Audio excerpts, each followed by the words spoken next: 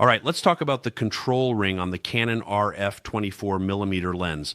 One of those features that seems small at first, but ends up making your shooting way faster and smoother. Canon builds this customizable ring right onto the lens, and it's basically an extra dial for your core settings. You can map the control ring to adjust aperture, ISO, shutter speed, or exposure compensation, whatever you use the most. Once it's set, all you do is rotate the ring, and that setting changes instantly. No digging through menus, no shifting your grip. Just quick adjustments while you shoot. On a 24mm lens, it's especially handy.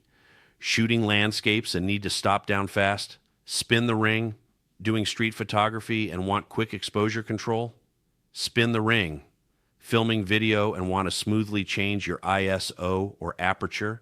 The control ring makes it effortless and you don't shake the camera. It's tactile, responsive, and actually speeds up your workflow, especially for weddings, travel, vlogging, environmental portraits, or run and gun video.